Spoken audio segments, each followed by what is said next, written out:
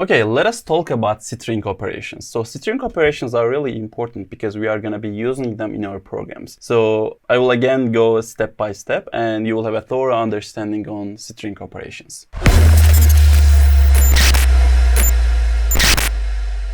So let us start with string concatenation, which is very important. So here, what I'm going to do, I'm going to create two strings. Let's say message1 equals hello and message2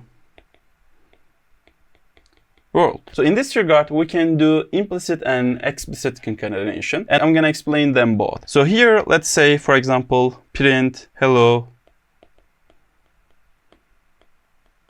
world. In this regard, my result will be hello world. But here I didn't use variable names because it's gonna give me an error if I'm trying to do implicit concatenation. If you go with implicit concatenation, you need to use string literals, which is a string is not assigned to a variable. Okay? So here, if I want to do something like this, print message1 and message2. Basically, I want to print them one after the other. This is gonna give me an error. Okay, so what I need to use in this regard is explicit concatenation. So it's really easy as well. For example, print message1. You need to use plus operator to explicitly concatenate. Then let's say message2. Okay, so in this regard, my result will be hello world.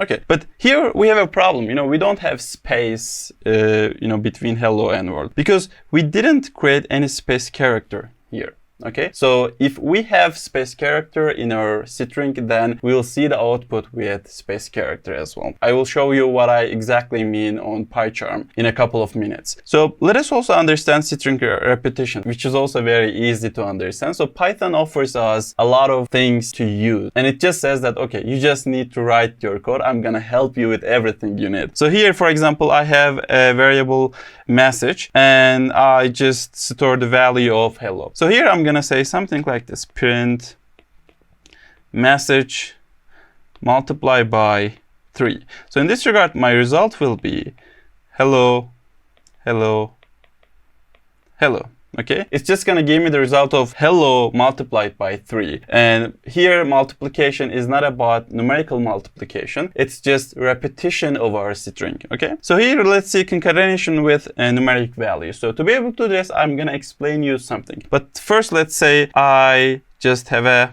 message here, and let's say I am Bob and 25 years old. So in this regard, that's, when I print message, I'm not gonna get any error. There's no problem about this. But sometimes we want to use variable names in our strings. And to be able to do this, we might need to use plus operator. So how am I gonna do that? So here I'm gonna say, instead of typing this, I'm gonna do something like this. Let's say I am plus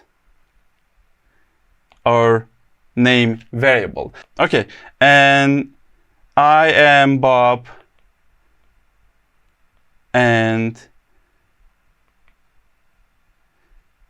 25. So we want to use 25, right? And to be able to do this, I'm gonna just say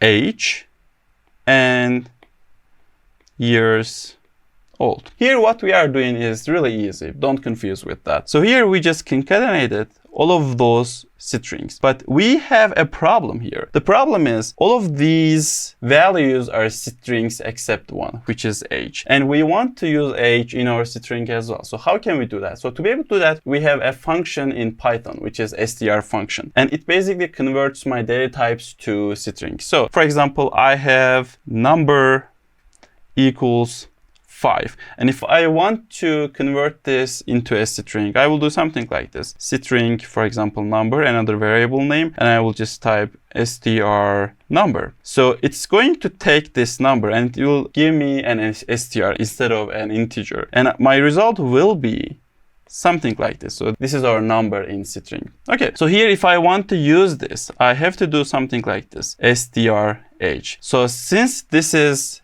a string now, I can use it with plus operator. I can concatenate all of my strings. Okay, but what we have done here, we have used string function and we basically converted one data type to another. So this is called casting in Python. And we can do this with other data types as well. For example, you want to convert this to a string. How could you do that? You will just use float keyword. You will just use str keyword and you will put this variable into this function. So let's say float variable, of course with underscore. So, and it will give you a result something like this. 3.14 in a string. And you could do the same thing with this int variable as well. So let's say int variable. And in this one, we will get a result something like this. So this is not an integer anymore. This is a number in a string, which is a string, okay? And you could also do something like this. If a number is in a string, you can also convert it to an integer or float as well. And to be able to do this, you will use a function, let's say int here. And when you put this variable, for example, in int, let's say string, so this is a string, right? And I want to convert it to an integer. And it's really easy to do that. You will just get a result of 13. And we could also do something like this. I will just say float. So here I have a float in a string. So this is basically a string. And I want to convert it to a float. How could I do that? I will just type float in, okay, string. Sorry about my typing skills. So here we'll get 2.71. Okay, so let us code, some of these examples and we'll have a thorough understanding on that. So here I will first show you implicit concatenation and it's really easy. Don't worry about it. Just print, let's say, hello world. And let us just right click and run and see our results. So hello world without a space, because I didn't use any space in these strings. Even though I have multiple space here, it doesn't matter. I will get the same result again and again. So if I want to create a space between my words, I need to use them in my string. Or I could do the same thing here as well. We could do the same thing. And let's see our results. So it's hello world now. But if I want to use some variable names, for example, message1 equals hello and message2, let's say world. In this one, we have to use explicit concatenation, which is a concatenation we are using plus operator. So let's say print message1 plus message2. In this regard, when I run my code, I will get this result. So what if I want to use space here? So I could add my space here or here, it doesn't matter, but I could also do something like this. So when I do that, so these are all strings, message1 is a string, this is a string which contains a space character, and this is also a string. I can concatenate as many strings as I want, okay? So let's say hello world. Okay, so I think that makes sense. I suggest using explicit concatenation. And if you go that way, it will be easier to understand things. So let's say string repetition. It's really easy. So let's say hi, which is a variable name, and I will say hello. And let's say print hi multiply by 10. So in this one, I have to get this hello 10 times. Let us also see concatenation with numeric values. Let's assume that we directly want to print it, and I'm gonna do something like this. I am Bob and I am 25 years old. So instead of doing this, I want to use variables. And how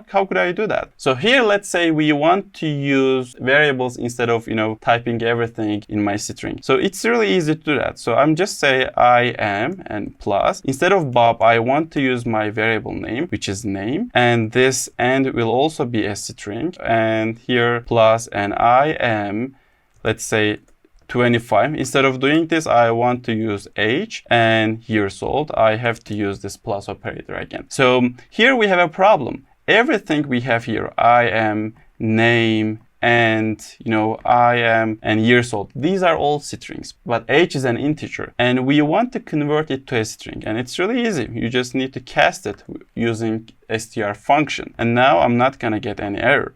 And here I am Bob and I'm 25 years old. Because we didn't use any space, you could add spaces here and it's just look complicated. But when we add spaces, it will look better.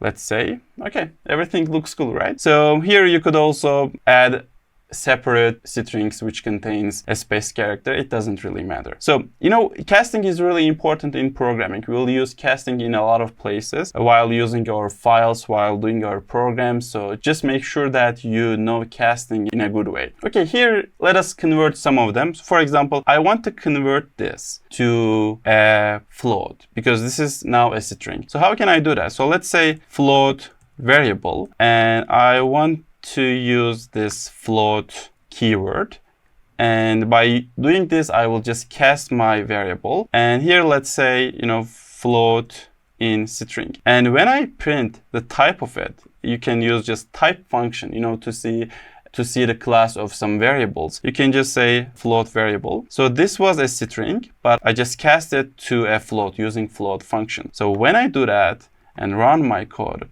I will get the class float. But at the beginning, if I print type of this float in string, it will give me something like this. It's str. Even though it contains a float in it, this is a string because it's created with code.